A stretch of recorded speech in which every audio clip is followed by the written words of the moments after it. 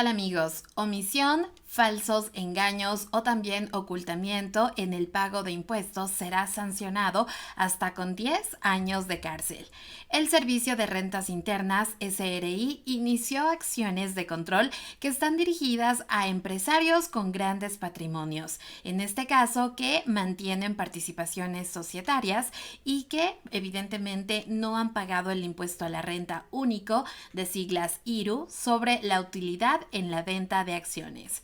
De acuerdo a un comunicado publicado, dice lo siguiente: ya se han iniciado procesos de fiscalización a varios casos, por lo que los contribuyentes deberán pasar por las instancias correspondientes para declarar y también pagar lo que les corresponde.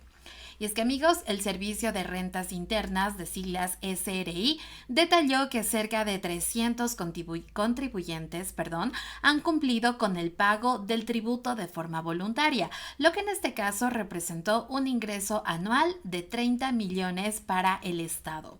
Sin embargo, hay la otra cara de la moneda, y es que existirían 6,000 potenciales contribuyentes que no han declarado este impuesto y que evidentemente podría significar una recaudación de 50 millones en este 2025. De otro lado, la entidad manifestó que en Ecuador existen más de 29,000 millones de dividendos que no están distribuidos entre accionistas, por lo que en este caso el Servicio de Rentas Internas y la Superintendencia de Compañías reforzarían en este caso el control y también cruzarían información para poder detectar casos de omisión o también subdeclaración. Pero netamente, ¿qué es el impuesto a la renta único? El IRU grava con el 10% la utilidad obtenida en la transferencia de acciones, es decir, el margen de ganancia que un accionista obtiene al vender sus títulos societarios. El Código Integral Penal establece que cualquier acto de simulación, ocultamiento, falsedad o también engaño en el pago de tributos puede ser sancionado hasta con 10 años. Y es que según datos también del Servicio de Rentas Internas, en el país hay más de 29,000 millones de dólares en dividendos sin distribuir. Estos fondos, que aún no tributan, han motivado una intensificación en los controles para poder garantizar el cumplimiento de las obligaciones fiscales. Para mejorar la eficacia de su gestión, el SRI y la Superintendencia de Bancos de Compañías retomarían un convenio de cooperación previamente suspendido. El objetivo es cruzar datos y poder detectar posibles omisiones. Y es que también el Código Integral Penal es muy cauteloso si se llega a inducir un error en la administración tributaria.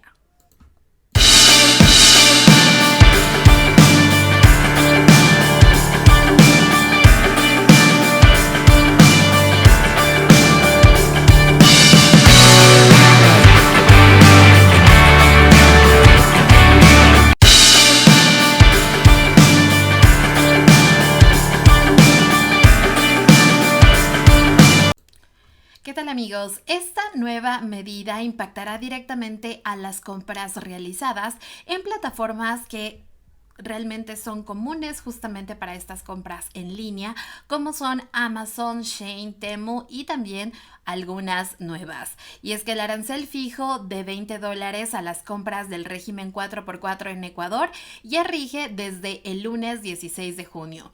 Los paquetes deben cumplir con estos requisitos del régimen 4x4, un peso máximo de 4 kilogramos y un valor FOB total que no exceda los $400.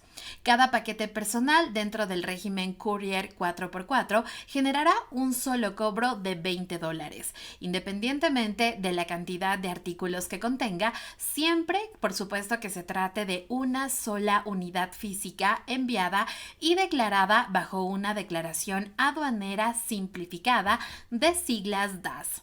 Un paquete personal se refiere a la unidad física que contiene uno o varios artículos agrupados de las compras, siempre que en este caso la mercancía no tenga fines comerciales.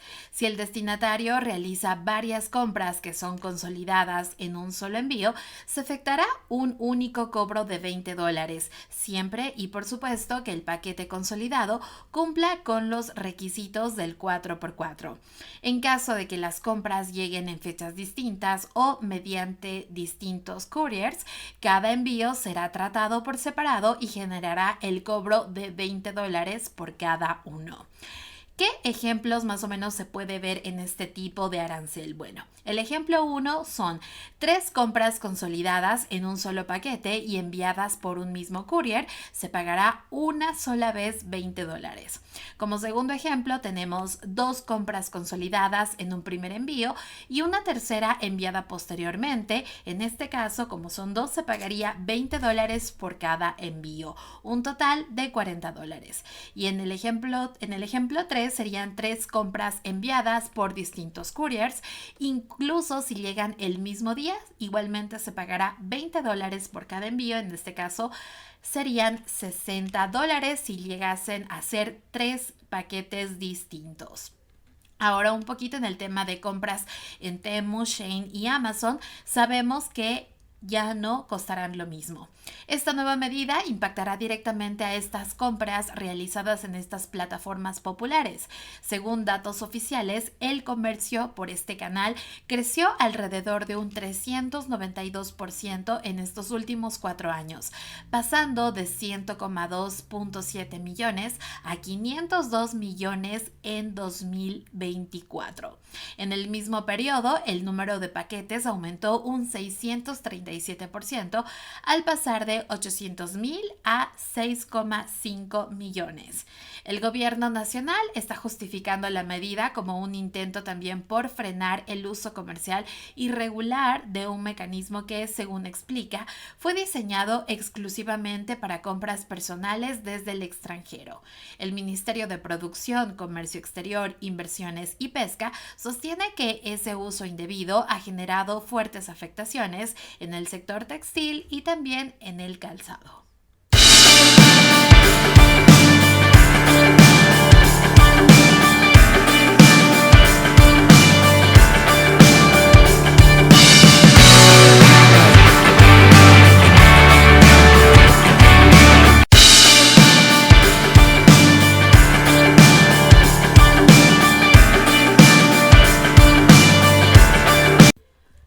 ¿Qué tal amigos? El presidente estadounidense Donald Trump advirtió a los iraníes que evacúen su capital en una publicación en redes sociales el día lunes.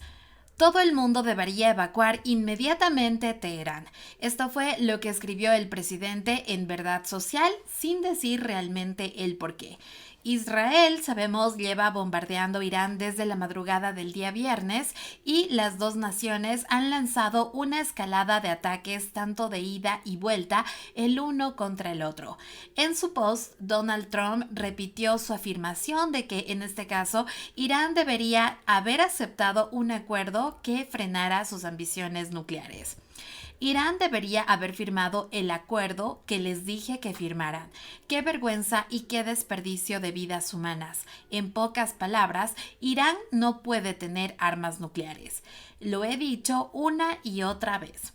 Esto fue, amigos, lo que escribió el mandatario de Estados Unidos. Y es que Teherán es una ciudad de casi 10 millones de habitantes. En este caso, también Trump abandonará la cumbre del G7 este lunes por la noche, un día antes de lo previsto debido justamente al conflicto que está pasando Israel e Irán, de acuerdo a información de la Casa Blanca, después de que en este caso el mandatario advirtiera a los residentes de Teherán que huyeran. Debido a los acontecimientos en Medio Oriente, el presidente Trump partirá esta noche tras la cena con los jefes de Estado. Esto fue lo que escribió la secretaria de prensa Caroline Leavitt en la red social X. Este lunes, amigos, el ejército israelí emitió una advertencia de evacuación que afectaba a 300 300,000 personas en una zona del centro de Teherán, en la que sabemos que se encuentran las sedes de la televisión estatal y también la policía del país, así como también 3 grandes hospitales, uno de ellos propiedad de la Guardia Revolucionaria Paramilitar iraní. El ejército Israel ha emitido en este caso también advertencias de evacuación muy similares para civiles en zonas de Gaza y también de Líbano ante los ataques. Más temprano, tras reunirse con el primer ministro británico, Keir Starmer, de la cumbre del G7 que se celebra hasta el día martes, en lo que respecta a la localidad canadiense de Kanakasis, Trump afirmó que se está en constante contacto con el primer ministro israelí Benjamin Netanyahu y que están hablando con todos. Le di a Irán 60 días y dijeron que no. Y el día 61 ya se vio lo que pasó. Esto fue lo que dijo en referencia al ataque israelí en instalaciones nucleares, militares y también científicas de Irán, en el que lastimosamente perdieron la vida destacados altos oficiales de las Fuerzas Armadas iraníes en este caso, así también como importantes científicos del país. Creo que el acuerdo será firmado o algo pasará, pero se firmará un acuerdo. Esto fue lo que insistió para decir a continuación que Irán está básicamente en la mesa de la negociación y que quieren llegar a un acuerdo. Pese a que el ataque israelí obligó a suspender una nueva ronda de negociaciones entre Washington y Teherán, está prevista para el día domingo. El presidente estadounidense evitó la pregunta de si quería un cambio de régimen en Irán y comentó lo siguiente: lo que quiero es que Irán no tenga armas nucleares y estamos en camino de conseguirlo. También preguntado sobre la imposición de nuevas sanciones a Rusia, como quiere la Unión Europea, Trump se mostró bastante reacio y explicó: ya veremos, Europa todavía no lo ha hecho.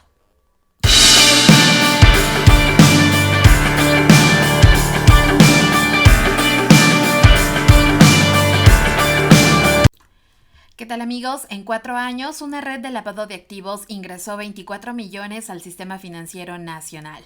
Los movimientos bancarios inusuales se dieron entre el año 2019 y 2022, según la investigación que comenzó en febrero de 2023, tras un informe de la Unidad de Análisis Financiero, UAFE.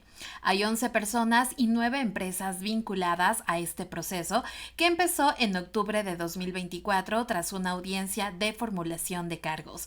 Pero en este caso los sospechosos no están en Ecuador. Según información a la que accedió el medio ecuavisa.com, se encontrarían en Estados Unidos, Panamá y también España. En estos 2 últimos países, uno de los principales socios del jefe de esta red y otro de los implicados es donde residen. Ambos tendrían notificación roja de la Interpol. Pero ¿cómo es que operaba específicamente esta red en el mercado? Según la policía, el grupo criminal se dedicaba al lavado de activos en Pichincha y también en Guayas. Estaba conformado por un círculo societario dedicado a la captación ilegal de dinero mediante las compañías con las que ofrecían capacitación y también trading. En el expediente judicial se detalla que para obtener dinero, la red ofertaba capacitaciones enfocadas a negocios digitales como eran inversiones, criptomonedas y otros más. Para promocionar estas actividades tenían una fuerte estrategia de marketing en redes sociales y también en eventos presenciales como conferencias, webinars, donde por supuesto participaban también influencers y miembros de esta organización que operó desde 2015 hasta 2022. Estos últimos simulaban ganar miles de dólares. Con eso buscaban captar nuevos inversionistas y el perfil de las víctimas eran jóvenes bachilleres justamente. Y podían oscilar hasta los 24 o 27 años. Sin título de tercer nivel, se les ofrecía una rentabilidad del 2, 3, 4 hasta el 10% mensual del capital que justamente ellos ingresaban. También un porcentaje por la cantidad de alumnos que conseguían para estas escuelas de negocios. Uno de los testigos, en este caso de lavado de activos, detalló el modus operandi. Según el documento al que accedió Ecuavisa.com, la víctima detalló que ha recibido amenazas y que conoció a uno de los socios de la escuela de negocios en el año 2019. El implicado, que fue capturado en España 2024, le explicó que la inscripción a la academia costaba $77. Una vez cancelado este valor, tenían un usuario y contraseña para acceder a la plataforma de capacitación donde enseñaban cómo invertir dinero y también adquirir criptomonedas. También tenían la oportunidad de ganar una comisión por recomendar el curso y vender el mismo. Al principio, el testigo empezó a ganar en 2 meses entre $3 a $10 diarios, aplicando los conocimientos en mercados financieros. Luego empezó a vender los cursos y llegó a tener comisiones desde $2,000 a $9,000. Según la víctima, los alumnos de la academia eran involucrados en actividades extracurriculares como salidas a comer o también juegos de fútbol. Ahí el jefe de la red le comentó la oportunidad de invertir lo que ganaba ofertando los cursos en un fondo que cambió de nombre. Él invirtió $3,000 y al principio tenía un rendimiento del 7%. Contó que para mediados de 2020 se atrasaron los pagos tanto para él y para 3 compañeros con los que compartía departamento. Según su testimonio, fue seleccionado por el jefe de grupo para que transfiera dinero a sus amigos y familia que había invertido ante estos reclamos por el atraso del dinero. La víctima también relató que a mediados de 2021 hubo un evento en una zona exclusiva de Quito para promocionar el fondo de inversión. Señaló que a partir de ahí se volvió algo incontrolable y que al menos unas 2,000 personas invirtieron en ese fondo, promocionando por el jefe de la red de lavado de activos. Inicialmente, el caso empezó con 7 personas y 2 empresas. En enero de 2025 se vinculó a 4 ciudadanos más y a 7 compañías.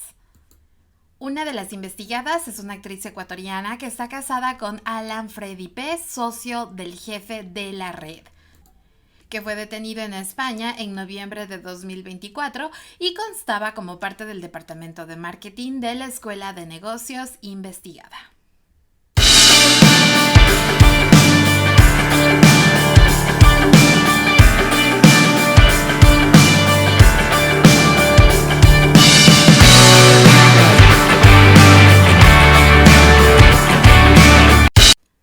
¿Qué tal, amigos? La ministra de Economía, Saría Moya, reconoció que actualmente las finanzas del país están dependiendo de financistas internacionales. Todo esto debido a que el gobierno heredó un problema fiscal bastante fuerte y también deudas que suman a la baja del precio del petróleo. La funcionaria en este caso detalló que el gobierno está en diálogos con todos los financistas como el Fondo Monetario Internacional, el Banco Mundial, el Banco Interamericano de Desarrollo y el Banco de Desarrollo. Los desembolsos ya están en tránsito. Tuvieron una demora por el periodo electoral, fue lo que subrayó la mandataria. En este caso, también explicó en el 2026 que Ecuador regresaría al mercado de bonos, los mismos que estarán garantizados por multilaterales, aunque también sostuvo que aquello dependerá justamente de la sostenibilidad del plan económico. Estamos pensando en financiamiento de gobierno a gobierno. Para el plan de inversiones, esto será en el tiempo, de acuerdo a las condiciones y mientras sea necesario el endeudamiento. Esto fue lo que mencionó la funcionaria, quien por supuesto, indicó que los siguientes 2 meses el gobierno de Daniel Noboa tendrá diálogos con Estados Unidos donde se va a tratar justamente sobre la comercialización de productos y pues bueno, no se descarta un tratado de libre comercio tal cual ha ocurrido con China o también con Canadá. Moya aseguró que el régimen ya cuenta con un plan económico de 4 años donde se prevé que los ingresos del Estado sean suficientes para poder financiar los servicios sociales y así dejar de depender justamente de estos financistas. Un tema a tratar es también la deuda pública, y es que según informes del Ministerio de Finanzas, la deuda pública de Ecuador alcanzó los 85.000 millones en marzo de 2025, un 9% más que el mismo mes de 2024, cuando alcanzó los 78.000 millones. Esto significa que en el último año hubo un incremento de 6.937 millones. La deuda pública de Ecuador realmente no deja de crecer, así fue el crecimiento de la deuda pública en Ecuador en este periodo. La deuda externa creció 4,15% al pasar de 47.000 millones a 49.000 millones entre marzo de 2024 y marzo de 2025. Esto significa un aumento anual de 1.900 millones.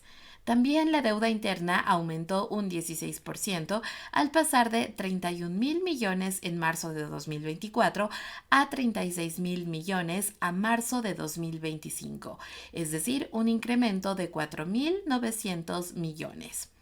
La ministra de Economía informó que se prevé un crecimiento de más, en este caso del 2,8% para este año.